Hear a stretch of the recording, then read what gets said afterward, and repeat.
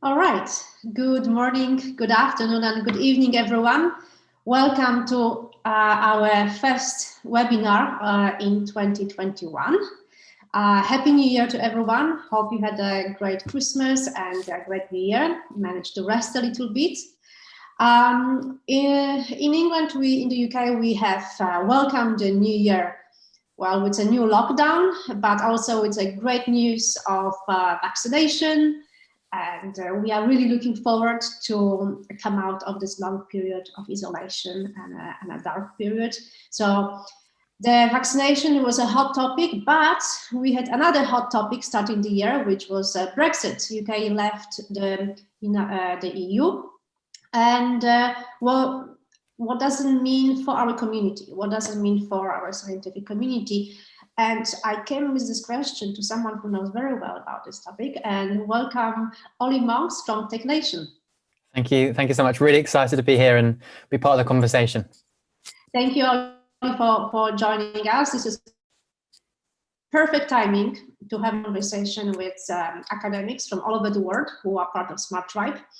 And I want to just ask you first question to clarify, what is Tech Nation and what do you do and why we got to talk about exactly that topic? What is so relevant?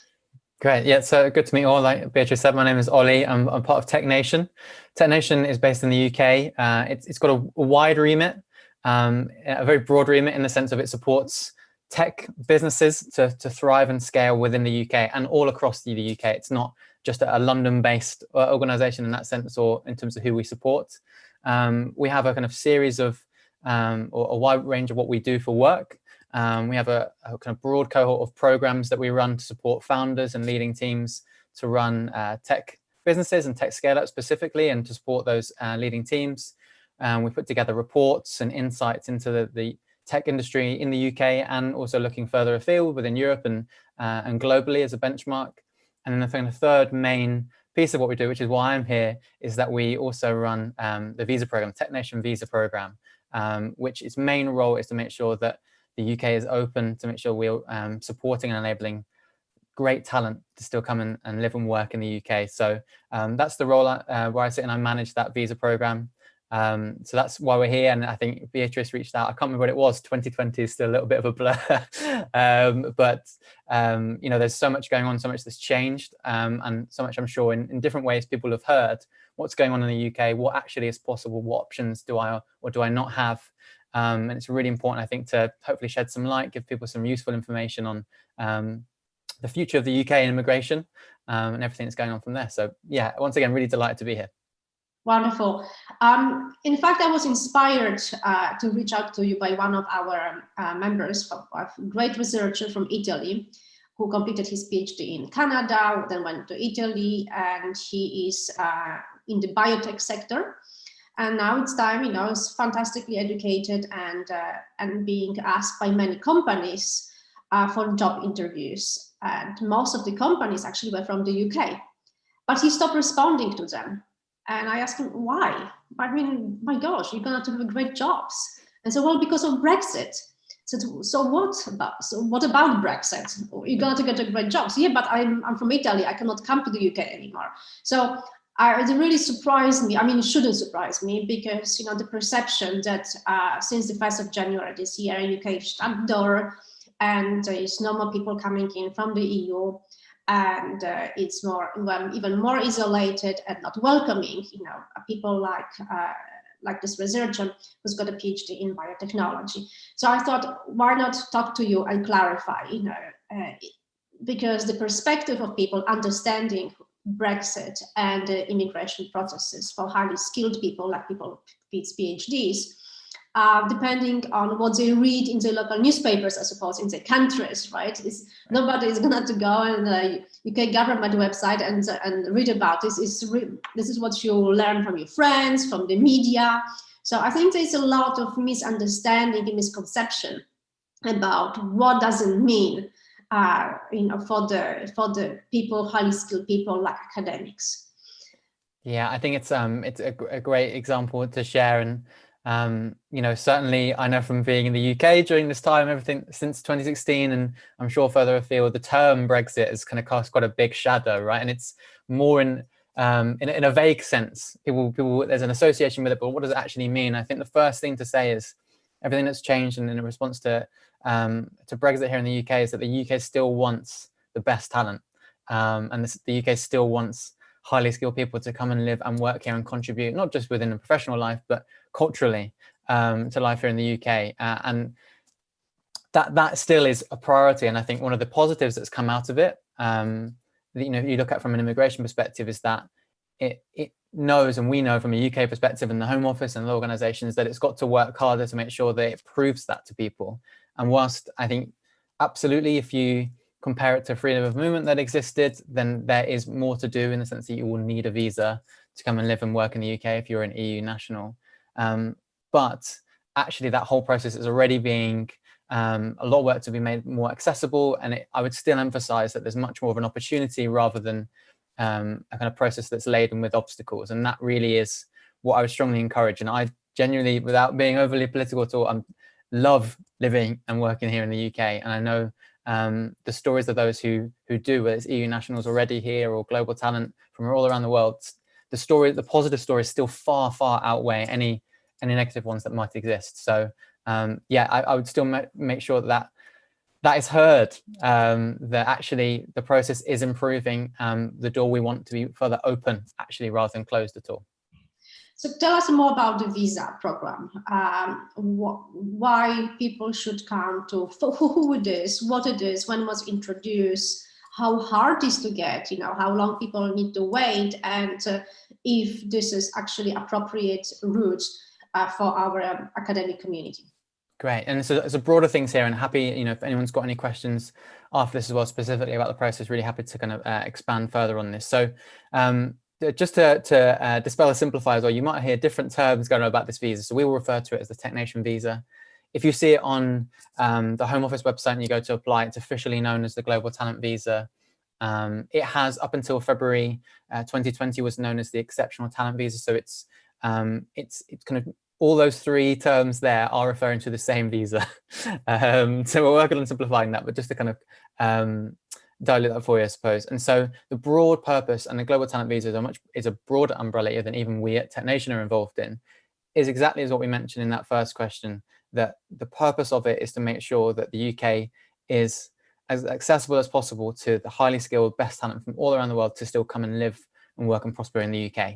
And that's the purpose of it, really. So the Home Office set up, there's a broad umbrella with it. It's quite a, there's a lot of benefits to having this visa in the UK compared to some of the other visa options which are also available in the UK. And there are different endorsing bodies attached to different routes within the Global Talent Visa. So, for example, if you're working within the arts or in culture or in theatre or music, for example, there's the Royal Society organisation, which is the endorsing body for that pathway for the visa. Likewise, if you're working in engineering, that it's the Royal Academy of Engineering that is the endorsing body that would make that decision to help you get that Global Talent Visa.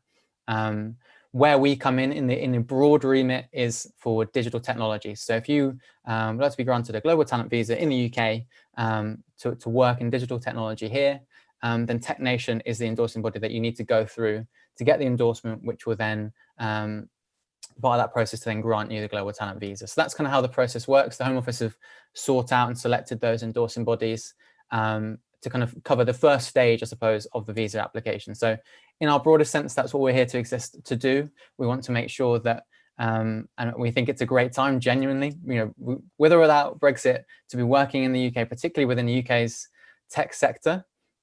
Really is a thriving and great place to be right now in all kinds of subsectors.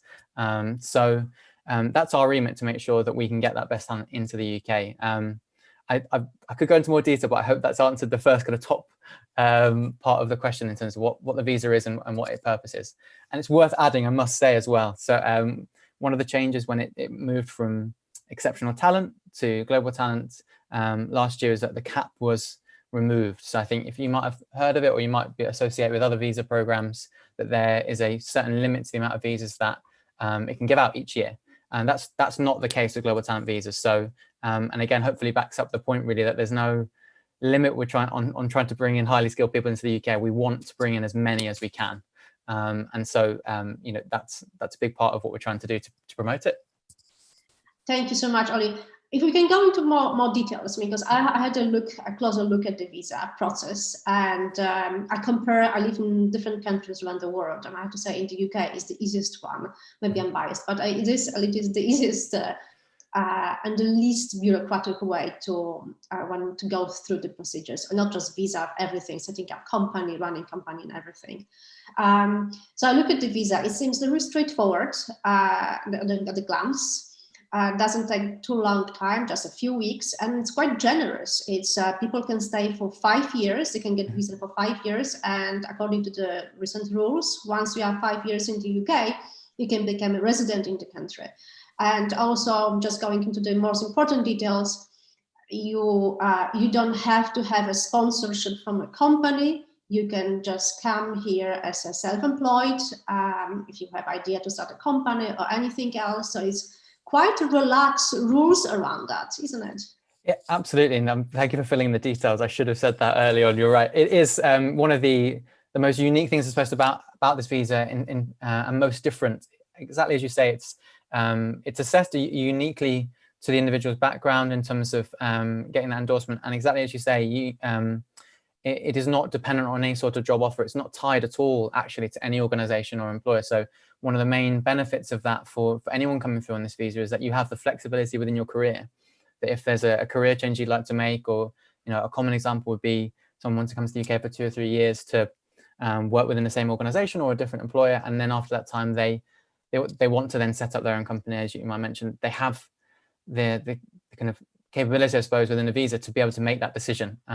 So there's a lot that comes with that. You have the opportunity as well that you potentially could bring in your family. Kind of the immigration term is dependents, which is not maybe the most personal of terms, but you can then bring your family with you. As you mentioned, up to 5 years on the visa. You have the opportunity also, as long as you're working within the broad field of digital technology, you can then extend that. Or as you mentioned, you can actually kind of take that through, and in those years you've been in the UK to settlement here in the UK. And that, I should add, there's 2 pathways to our visa, so which are broadly kind of divided by years of experience within your career.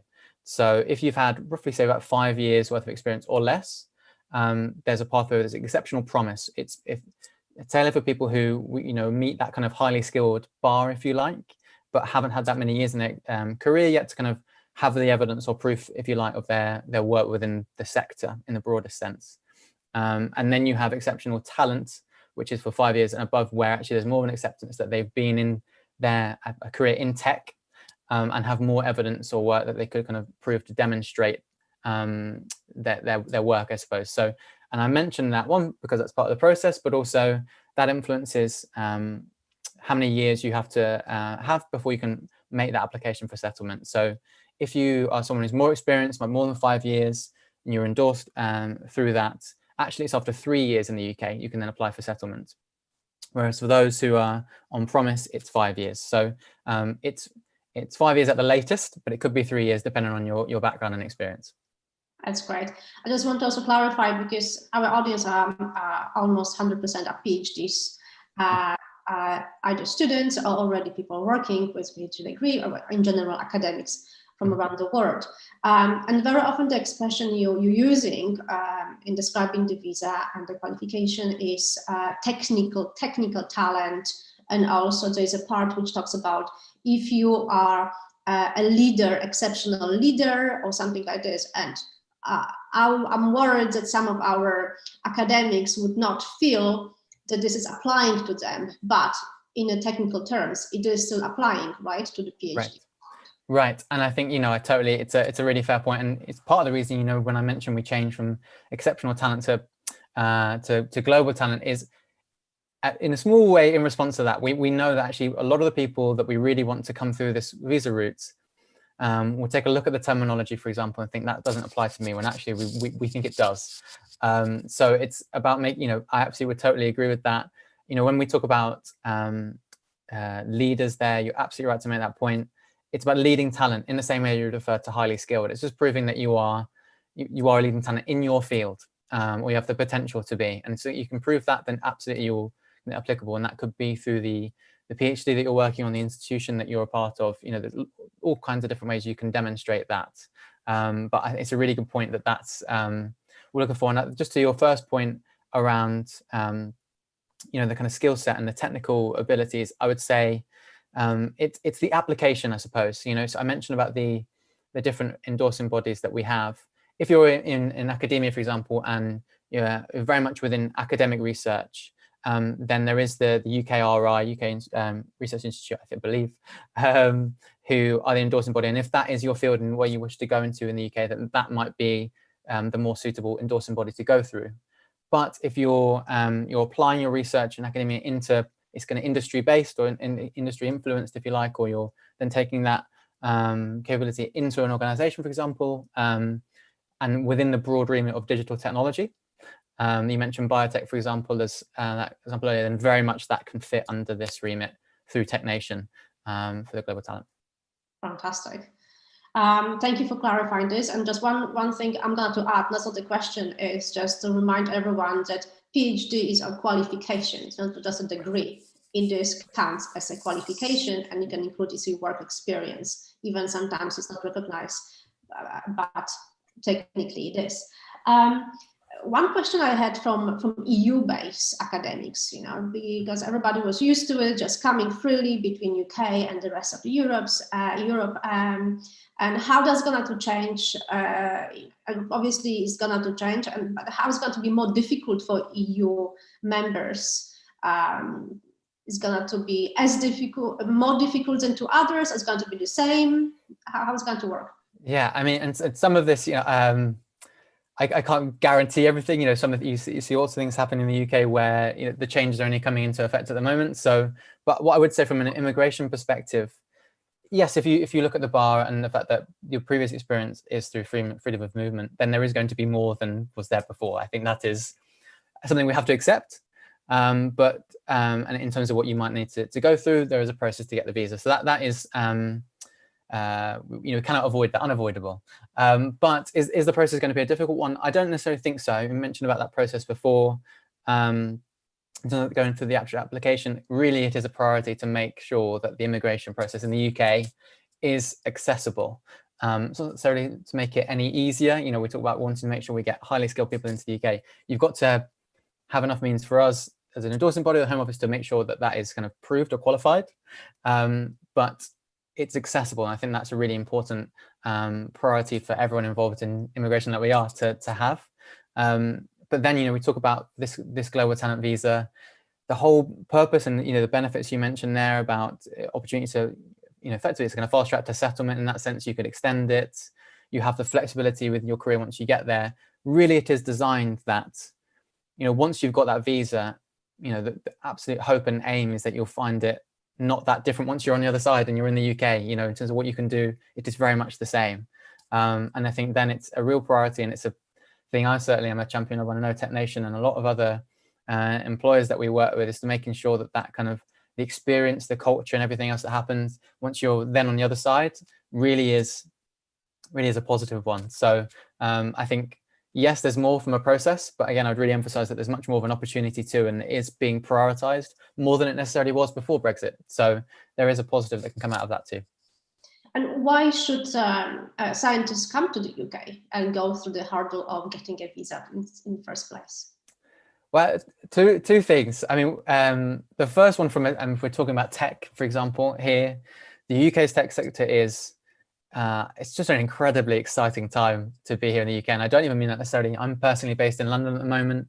I think Manchester, which is another wonderful city, is the second fastest growing tech sector in the UK. We've got other really wonderful cities, Edinburgh, for example, Newcastle, Birmingham. Friends of mine will be peeved if I've missed any of those off. There's so many different great cities here in the UK. And I mean that in terms of the opportunities in subsectors that are growing. FinTech, I'm sure you've probably seen, especially that the UK is really excelling at the moment. But actually, it's not just FinTech that's getting the attention and support. It really is a genuinely great time to be here in the UK from a professional and career perspective to work in tech. And then I think there's the other part of that cultural part of it, which is to say, there will be variance. I don't want to be ignorant to the fact that, that there are people will read news about hostilities or things like that. They are genuinely a rare thing. One of the best parts of the UK is its multiculturalism. The fact that there are so many different cultures within one city, within one area, one neighborhood. And I think in that sense, it is so well set to welcome EU nationals wherever in the EU you are coming from. So I think even you've seen it, and hopefully a lot of these things will continue post-pandemic, that the community spirit in the UK is really improved. Certainly in the last 12 months, one of the good things you could say out of the terrible situation of the last 12 months is that there's a lot more togetherness in that sense. So from whether it's a work perspective or a personal perspective, I really think, I'm a big champion of the UK. It's, I can echo that. I'm definitely biased because we are based here in Yeah. and we got nothing but really good time here and very welcome, and our company prospered thanks to the loads of support and grants we have been receiving as well as a tech company. So I can definitely vouch for it. All the incentives. Wonderful. That's all I can say. If anybody is considering to come to the UK and commercialize a research, it's fantastic incentives from the government we have received so easily, which attracted our investors. The SEIS and EIS scheme, which gives £150,000 for your tax break for your investors. Recently, we received R&D tax break. Again, government service just being, giving us more and more. The support during the pandemic has been amazing, and there's loads of grants. I know that there's a lot of worries coming from academics about the grants, because once leaving the EU, the grants will stop from the EU. So will the UK now compensate that? There's a lot for the research, I know, is already being dedicated to make up for it, but also there's a lot for tech industry in general. I mean, UK Innovate is just one of the great one, but there's plenty of other grants truly available to everyone. So I can definitely vouch for it. That's wonderful. I totally agree. I think it's hard to beat the UK as a place. If anyone on this call this afternoon is contemplating setting up their own business, it is just a brilliant, from an access, as you say, speed of setting up a business, access to the ecosystem, funding, finance. So much of it is so well put together right now and across cities. So yeah, I echo everything you said. I'm really glad that's been your experience. It's one of the challenges is exactly access to talent. That's why probably what we are talking today about. Mm-hmm. I have heard, maybe I just read on the Tech Nation website actually, that 91% of UK companies have experienced last year challenges in hiring skilled talent. So that definitely the open door to talented people, to skilled people is a good point, because we are always shortage of highly skilled people.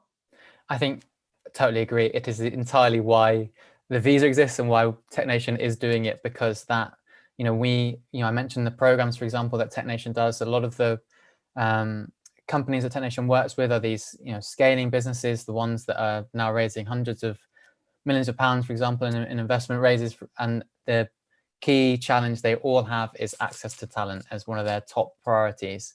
And that's why we exist. And I think hopefully is a really exciting opportunity for people listening, is that there will always be that demand, exactly as you say. There's going to be a lot of opportunity. There's a lot of brilliant businesses being built in the UK looking for talent. So so long as that exists, and that's only growing at the moment, then those opportunities will keep on coming. One of the concerns also was, UK is known for to be strong in financial services. Although the financial services is becoming a tech industry as well, still MBA is more commonly down here than PhD. Is that changing? Is gonna to the emphasis on growing the tech industry with the support of science is gonna to change that imbalance, or these financial services will continue dominate? I think it's going to balance that in some senses. Fintech, as it's now known, you're right. Tech is fueling so much of the financial services sector, if you like. Fintech will always be something that the UK, I think, by all accounts, is going to champion, because it is such a strength of the UK's at the moment. But I don't think that's to the detriment of tech and everything else that tech is that you mentioned. You know, there is so much more money now being put in from a venture capital perspective, from the grants that you mentioned, into supporting and growing the tech sector. I think outside of healthcare, the tech sector is the kind of biggest growing employer. It's where all the jobs are starting to shift towards. You know, we look at, I think, all the kind of Tech Nation companies that we support, all tech businesses, of course, they are the kind of fastest growing companies in the UK. That's where all the attention is going. You know, I think of, and then to link that in terms of the technical skills and PhD, I had a conversation last week with a company who's one of our AI programs, who at the moment are kind of going into biotech and things like that. And at the moment, their hiring policy is almost exclusively just to hire PhD, people with a PhD. And so that's, and again, using the Global Talent Visa and what we're doing as a kind of vehicle to do that. So it's very much where UK tech is trending. And I think more of that emphasis on getting those specialists and people, the highly skilled people in to help grow those companies. Yeah. Yes, and from my experience, is the emphasis on getting that talent, no matter what. You know, for companies, talent matters more than a hustle of getting a visa, because it's not actually, it's just admin a little bit, but people do want the people on board and do pay them good salaries. I think UK is another attraction, the cultural and everything, but salaries are very good in the UK compared to other regions. The demand for good talent. I could pull out some numbers as well, and you know, 200,000 tech companies based in the UK. And tech, what we mean, so what is it? The AI, the healthcare, Internet of Things, so a lot of computer science, life science, and so on. So a lot of opportunities. My last questions, because I'm running out of time, and we are getting already lots of questions here. Great, so great. My last question is about the qualification. I have read recently that people with different qualifications and those obtained in the UK would have to qualify again in the UK. How does that apply to a PhD degree? Oh, interesting question. So can I clarify that? So when you're saying the qualifications, you're saying if someone's got a master's or a PhD from outside of the UK, would they need to get that again, almost? Is that what you're saying? Or... Maybe not again, but how this is recognized in the UK while they're applying for jobs. Mm-hmm. Yeah, great question. I don't know that with a lot of detail. I know from a kind of the visa assessment perspective, in terms of how it's valued, it still very much is valued. It is not only, it has to be from a UK university, not at all.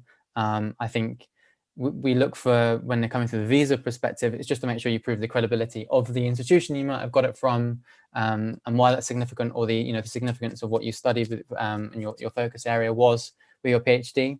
That certainly from a visa application perspective is what we look at, and it's the door is no less shut, you know, depending on where you got it from. I would really make that point clear. I can't say necessarily, it really does. I suppose then when it gets to employers, it becomes a subjective thing. So I'm not aware of the people with PhDs from outside of the UK being treated any differently. I know you typically will get instances where there are certain universities, you know, that are prioritized or favored. I think that's a challenge to overcome industry-wide, to be honest. It's not just a UK-specific challenge, to be honest. But certainly from a UK visa perspective, which I know I can answer, then it's no additional challenge. That shouldn't be a barrier for you at all. Okay, wonderful. That's exactly the answer I was looking for. Okay, so we are open for questions, so please do keep sending them. I have first few. First one is from Yasser. Is there any age limit for the Global Talent Visa? Short answer, nope. That's a great one. No. We have a question from Mohammed. I wonder how the recruitment process would be like in the clinical research sector. Would companies be more willing to hire expats remotely without granting visa while paying in sterling? Interesting. I wouldn't be able to say. I haven't got the kind of lived experience, I suppose, of that sector and how they would do it. I think it's a really interesting wider point about, you know, the future of immigration and visas. Really, you know, that's one of the things that the pandemic has shown for people that, and I appreciate, I apologize, this is a little bit cliche, but you don't always need to be office based now. You can do your work from a much more remote or kind of geographically independent place, I suppose. You know, we've seen some, I think Estonia is one in the EU, for example, some other countries around the world who've got the kind of nomadic visa. I wouldn't be surprised to see it here or in other countries in Europe, but you'd have to watch the space, I suppose. And at the moment, it very much would be an employer-specific thing. And then to talk about kind of the pound sterling, I think it's a little bit out of my comfort zone, but then I think that's around other employment law around taxes, basically, and, you know, how much you're taxed if you're working in one country and being paid from another, if you like. So that's a separate issue.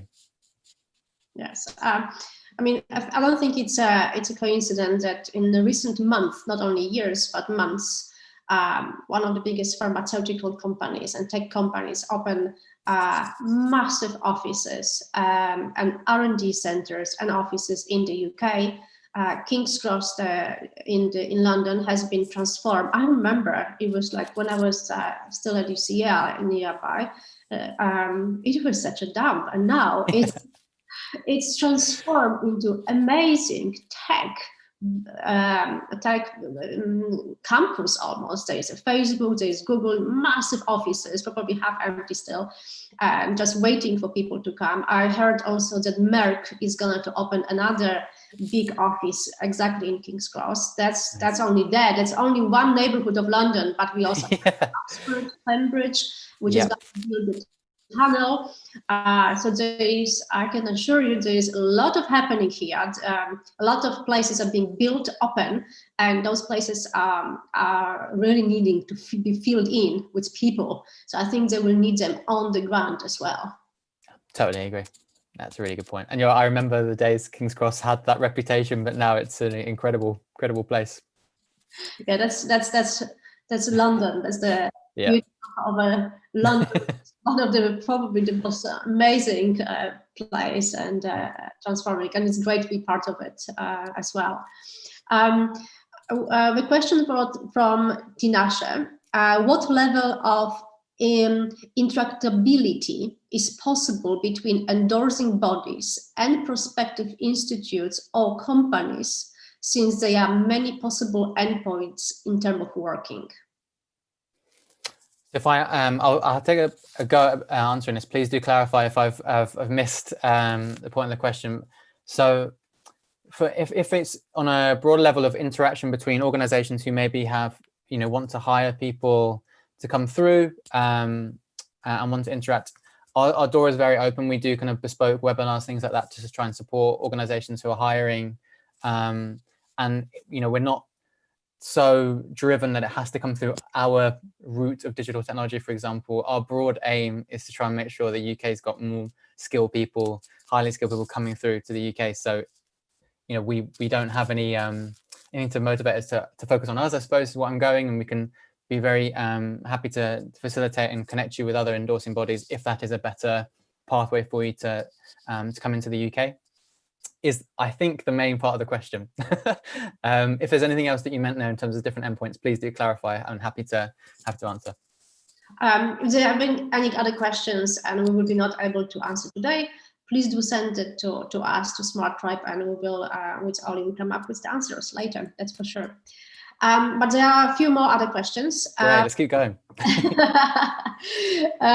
Has the COVID pandemic affected the processing times for endorsement from TechNation? This is a question from Aziz. Yeah, good question. You would have thought so. From an endorsement perspective, no. You'd have really thought that the pandemic would have halted processing times. You'd have thought it would probably slow down the application numbers, and it's done neither. If anything, it's gone the other way, and we've got quicker at processing, and we've got more applications coming through. So, I mean, I would split the answer though into two, in the sense of, so you have TechNation. We facilitate the whole endorsement decision process, and we work with our assessment panel that then return those decisions. That process, because it's predominantly digital, has actually been unaffected, which is great. In terms of the whole global talent visa application process, I know particularly during the middle of last year, there were delays where there was a need to, either needs to go to a local embassy, or you need to get your kind of biometric residence pass, that kind of things, where you would need to be in person to go and pick up documents or submit any.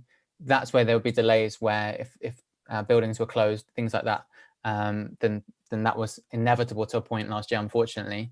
The good thing with it is the Home Office was on a case-by-case basis kind of reviewing that and amending timelines, if you like, to kind of accept that and take the pressure off of people. So that side of things is more likely to be affected. But like I said, there's a lot more kind of willingness to be flexible with anyone who's applying through it. There is, like I say, it's the priority to make sure you guys come to the UK. So we're not deliberately trying to stop that from happening. The last few months, thankfully, up until the most recent lockdown we've had here, that's been unaffected. I'm sure at the moment other buildings will be closed. But the endorsement process, to answer your first part of the question, is unaffected. So you'll see on our website, we say up to 8 weeks. That's to give us the room, frankly, because occasionally it can take that long. The average is less. The average is closer to 4 weeks. And I would say that there's, again, our priority is to make sure we support you. So if it doesn't sound necessarily would be if you're already outside of the UK, but if you've got a really urgent visa situation, we've had that sometimes where people are in the UK and they might have a visa expiring on a different visa, and you let us know, we can do our best to kind of at least prioritize a quicker turnaround to make sure you have more of that certainty and clarity with what's possible for you. So yeah, that's broadly the timeframes for how we process things. And what I recently heard, I don't know if you also heard this, that actually the COVID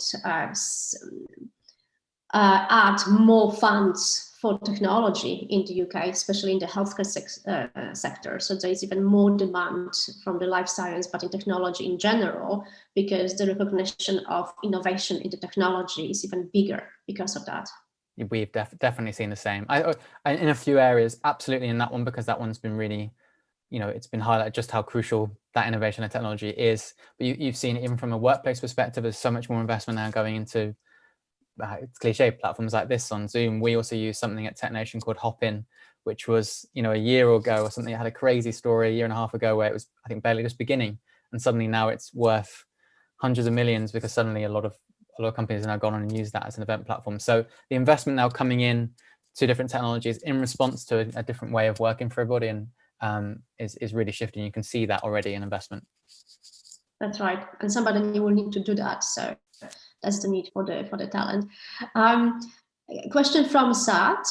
Advanced medical research in health technology as a clinician scientist. Can you share some information on this? So, I mean, I will try and come up from there in terms of what we would be looking for as part of that. I mean, I don't know that field specifically very well, so I apologize. That again, I mentioned at the beginning, if your application is within healthcare technology, which you mentioned, then that is certainly something you should consider this route. It's all on the application of your research and your science. We would then, and we have more of a list, and with Beatrice, happy to share this with you afterwards in terms of the examples of evidence you could submit to prove the application in technology, or that you meet the criteria that we look for in the application. But it can be very much your PhD, the kind of any peer review research that you have, for example, are things that we look for and are very much submittable, if you like, in terms of coming through on this visa route. I hope that answers the question. I should add. Thank you. Otherwise, please.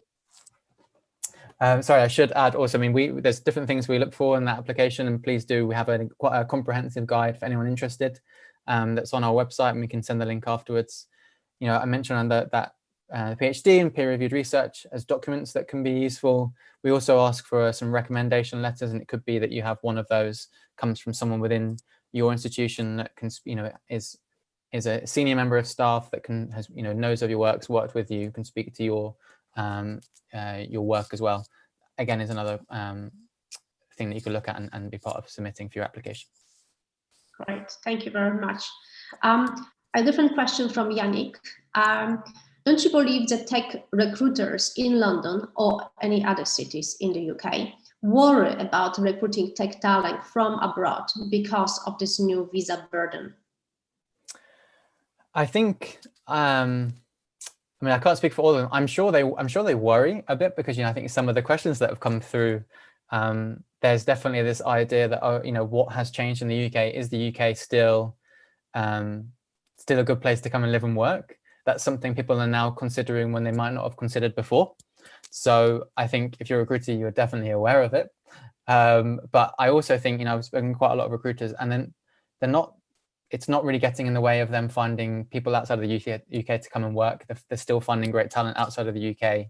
It's not been enough of a problem to stop them. And because the opportunities here are so great, and you've got more opportunities coming through, ultimately they have, how persuasive that is won over for people's doubts about whether or not they should come.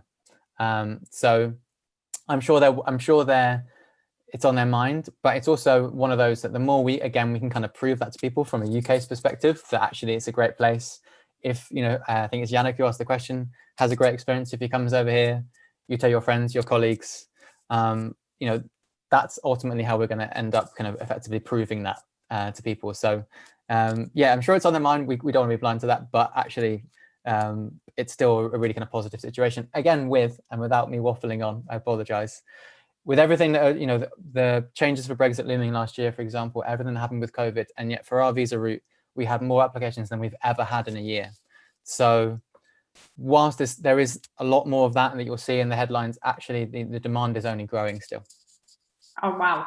So any success stories? How many visas do you get? Is there any regional focus, and some success stories if you can share it with us? Yeah, of course. And one thing I must add before I can go into detail of that, we put together the first ever version of our kind of Tech Nation visa report, which is now available online. We can send a link through after this as well, which was hopefully a kind of story of the role of global talent at the moment in the UK, where people are moving to the UK from a kind of regional perspective, sector perspective, but what their backgrounds are, all these things, which I think is a really interesting view of the landscape.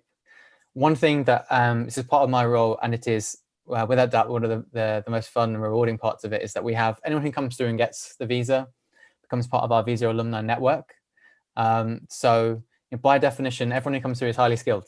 And everyone's got an interesting story, and we've got this group which has got as much value professionally as it has on a personal level, in terms of supporting each other ultimately to moving to a new country, a different culture, and the support that's required there. And so there's so much value in that. One thing I've noticed also, which I'm a huge fan of, which is wonderful, and I've never seen it with any other type of visa, but if you go onto, say, a LinkedIn or Google, if you like, and you search, tier 1 visa as it used to be known, or global talent visa, Tech Nation visa, so many people who've got the visa have got it in their LinkedIn profiles, got it in their headlines of their LinkedIn. People show it off. It's a kind of source of pride, which is wonderful. And there's that kind of sense of that in the community. It's a very cooperative and supportive community. So it's another perk in my perspective of coming through this visa, is you get to be involved with that network. I couldn't recommend it enough. We've got lots of great examples of people who've, I got so many in my head that it's difficult to pick which one, but you've got people who have founded their own company or founded their own company, it's failed. And because they've got the safety net of our visa, have had the chance to recover with that and then actually have the time to reflect. And then they've ended up setting up their own next company, which is now a great success. You've got people who have now moved along different kind of senior leaderships of their organization, but you've also got people who've been able to bring, we had one last year who moved out from Hong Kong. It's a very difficult time for his family. He was able to bring his whole family over to the UK. He's now in a really supportive job, and it's just in a much better place mentally as well as anything else, So the visa just does so much in so many different ways to so many different people. It's why I never thought, I'm not an immigration specialist by trade before I joined. I never thought I'd be so positive or passionate about visas, but when you get to see the genuine kind of impact it can have for people, and it's hard to not be inspired by that. So it's a long-winded answer, but that's why I do what I do and why I'm here. And I hope people listening or watching are excited by the idea of coming to the UK too. Oh, that's really great. I love this point about building a kind of community around this and people supporting each other. That's fantastic. It's very, very beneficial. That's right. Yeah, one more question, a few more questions, if that's okay. Of course. A question from MP. While applying for a second postdoc position in the UK, is it better to do as a global talent visa than tier 2 visa? I mean, you can certainly look at both options, and without knowing your background, I definitely look at both. You can be on. We encouraged at times where we've seen employers almost encourage applicants to look at the global talent visa. You can apply for the endorsement. You lose nothing. Yeah, well, there is a cost. There's a cost financially to it. I think it's £456 to apply for the endorsement. So there is that kind of contribution or investment with it. But you, from a kind of visa status perspective, you lose nothing from doing it. People can apply for this visa and endorsement multiple times. It's not a kind of one attempt and that's it. You know, there's a lot to be said for doing that. It gives you the flexibility within your career, and it is, you know, the employer will favor it in some cases because you're removing a lot of the cost for them. You're removing a lot of the admin for them and everything that goes with that. And it could be, depending on your career ambitions, you know, that kind of flexibility is great, you know, versus the fact that your visa will be tied to that organization and the role that you're in. And there's some real kind of positives and kind of pros and cons, if you like, to both either visa. So I would really encourage you to say that there's a reason both exist, because for certain people, one is much better than the other. So have a look at that. It's quite useful at the beginning of looking at a job, applying for the global talent visa as a kind of, well, let's see if I get it. You know, it's a real confidence boost to know that it'd be a lot easier to get jobs afterwards. And it's very much our job at Tech Nation to make sure that the global talent visa is as known by employers as possible. We've got a lot of information online, so you may get employers who haven't heard of it yet before. You know, if that ever is the case, that's on me. We need to get to them, but please do kind of share all the information that we have online about it. But yeah, I would encourage you to really look at both. And again, it depends on your background, if it seems relevant with what we've got. And just, can I make a slightly separate point? Is that right? Just on the tier 2, it's the tier 2's been renamed. So it's no longer the tier 2 or general work visa, it's now the skilled worker visa.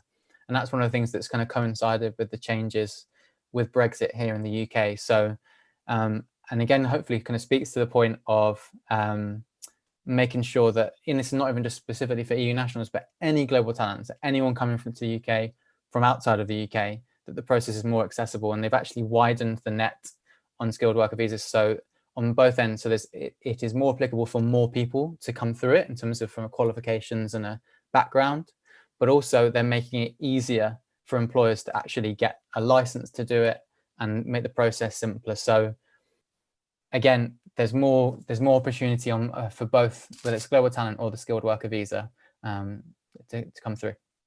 Okay, excellent. We have a question from Khan. What is the time frame to get British citizenship for PhDs if someone starts work as a postdoc? Good question. This is where I'll need to hope I don't get this wrong. So we talked about, again, it will depend slightly maybe on the amount of experience you have up until this point.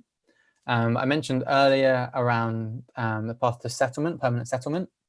So you might be able to get that after 3 years on the global talent visa here in the UK and then apply, or it might be up to 5 years. For the ease of my math on the spot, let's say 5 years. And you can then apply for indefinite leave to remain is the legal term, settlement. I believe and I will check this after this. We can confirm it for you afterwards with Beatrice. I believe it's another 5 years after settlement to then be able to get citizenship. So with that in mind, you would look at between 8 to 10 years to get citizenship, I believe. I could be wrong on that. So we will check on that and confirm. And if I'm wrong, I apologize. But that's, to my knowledge, I think, the process. Yes, I mean, talking from a foreigner perspective, being in the UK for so many years and being the settler here, so I can give my own experience. I mean, we're enjoying as a French national. We enjoy exactly as a being settler in the UK. We enjoy exactly the same benefits, advantages, and everything like UK citizens, right? There's no difference whatsoever, and I don't ever feel a different than a UK citizen to be here, to be honest. That's great. We have another question from Tina Shah. Are there cycles that they can give, they can give some support in terms of finding more case-specific situations? Like, for example, two institutes with different focuses within the UK are collaborating, and you need to work with both. Good question. And I would, I'm not sure as well, Beatrice, have you got anything to add on this that I might miss? In terms of the question around like any circles to support with that. So we've got, won't speak to that specific example. We've got a lot on our website, and hopefully all the guidance that you would need from a visa perspective. We have also, I mentioned our alumni network. We have, and again, I'll share this link with you afterwards, but we've got an Alumni Led Forum.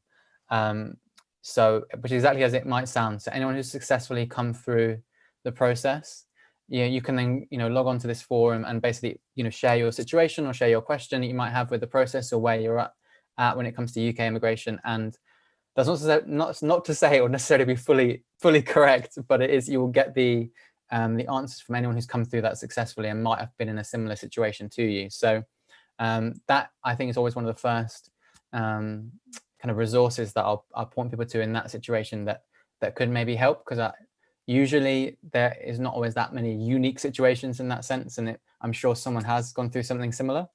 So that could be a great forum as a starting point. I don't know if you got any more ideas on that, Beatrice. There's so much happening, not just London, UK in general. I can talk about London because that's where Smart Tribe is also based. But even for people who are not coming from outside from the UK, within, if you want to change different industry, you want to do some different, there's so many hubs, accelerators, support groups, meetups, from Slack channels. I mean, there's so much. I mean, big cities seem very often overwhelming, and can be, but at the same time, there's so much happening, and you ask for help, you get that help. We have recently completed a program with London partners, and now we're part of the alumni. It's for startup in London.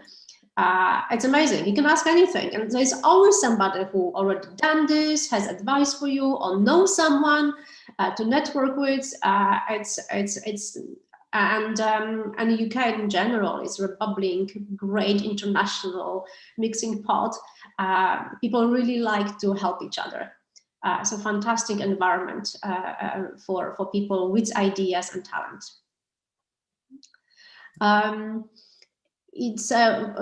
think we have time for a couple of more questions. I'm going to torture you a little bit more, Oli. No, please. From Sredevi. Why are jobs in biotech so underpaid compared to the US and even Canada, even at the scientist level in industry? How can we negotiate for a better salary as a foreign talent? Well, I mean, Beatrice, or please do add in on this if you've got any experience from a biotech perspective, or anyone else in the Smart Tribe that you'll have seen. I don't know. Again, biotech is not my background, so it's interesting to know that there is a big disparity between Canada and the US and what the UK sector pays. I think, and I would hope from a market perspective, that the more biotech companies that are coming up in the UK, that the more that pay should start to increase. And I think the more funding and investment that starts to go into biotech companies in the UK, you should start to see a correlation of that pay going up, would be my kind of first market point. The second point I would say, this is kind of advocating for this visa route, is that in any negotiation, you want to make sure you've got some more leverage, you know, and I think if, say, a company has to sponsor a license for you to join them, the cost is approximately around £10,000. Whereas if you are joining and you're on a global talent visa, the cost to your employer is zero. You know, so immediately, if you're able to come in on a visa like this, you're immediately saving that potential employer quite a lot of money. So from a kind of leverage point and you know, flexibility, and you could go to different roles also. You have more on a visa like that. So that could be another kind of part of that bargaining chip when it comes to trying to get a higher pay in a biotech role. I don't know if you've got anything more to add on that, Beatrice. I'm not so familiar with that. I know that there is a fight for talent in the world. I read last night a very interesting article in the Harvard Business Review about the 10 tech in the future of work in 2021. And one of the trends was countries as governments will prefer to transfer talent rather than companies. So because they believe that the talent that the people will create will give more benefit to countries rather than just attracting companies to relocate to their countries. So the fight for global skilled and talent is gonna to be there. So it's a good warning for UK biotech companies, you know, pay well to scientists. And it's a good point. It's a good information for us in Smart Tribe. We will try to investigate that and also speak to someone about it for another webinar. Okay, last one. What is the process of initiating the selection process? Who will screen it? So if I make sure I understand this as well, is this be for the actual endorsement process and for the visa? So there is one of the great things about this visa route. It's an entirely open process. Anybody can apply.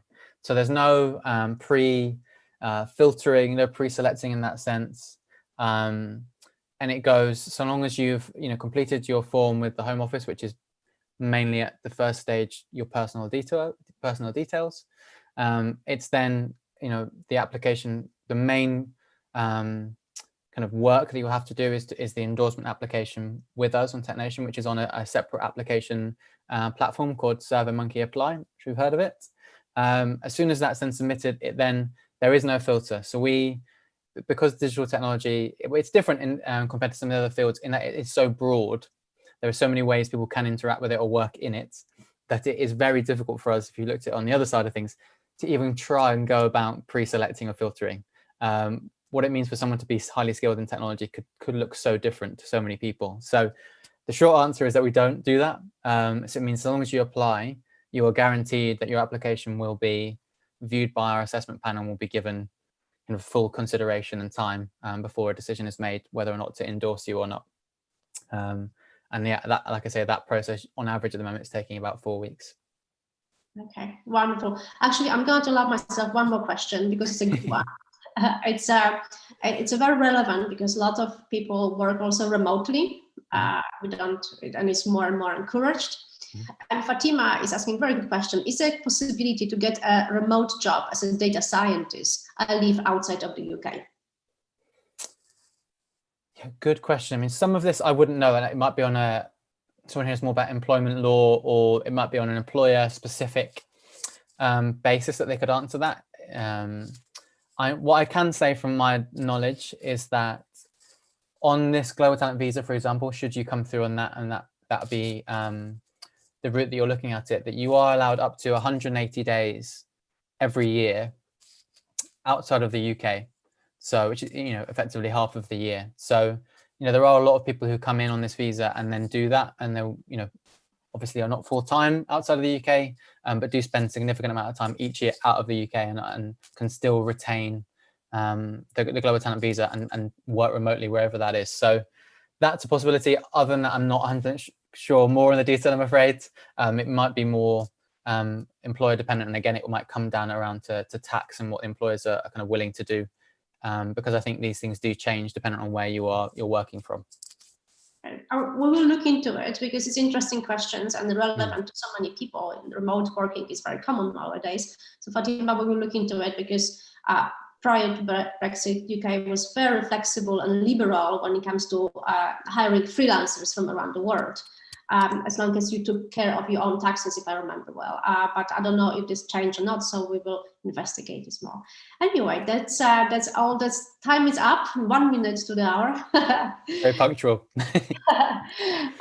Oli, thank you so much for this talking to us today and answering all the questions, my questions, and the academics questions. And thank you also for your support to bringing great people to the UK and help us to grow this amazing tech talent and the industry.